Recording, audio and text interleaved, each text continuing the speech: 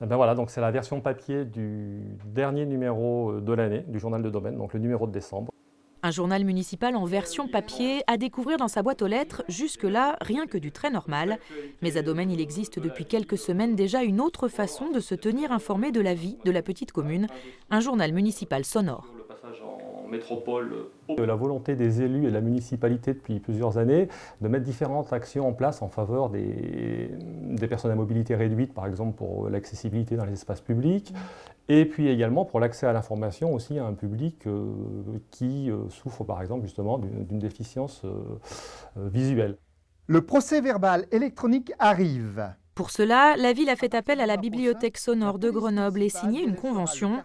10 numéros par an contre 2 000 € qui permettront l'achat de matériel d'écoute spécifique pour l'association. Une autre façon pour les bénévoles de valoriser leur travail et permettre ainsi aux futurs auditeurs de conserver leurs habitudes de lecture autrement.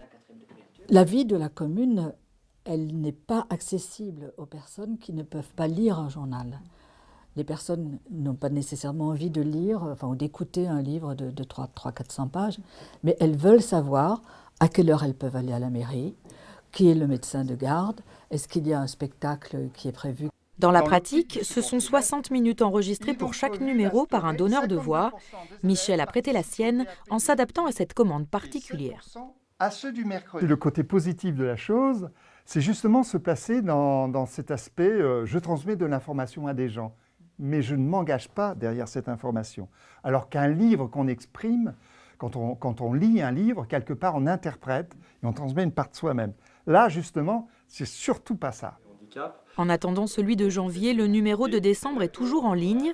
Et si la mairie de Domaine souhaite pérenniser l'expérience, elle compte sur les retours de ses audiolecteurs pour l'améliorer encore. Être à leur écoute, tout simplement.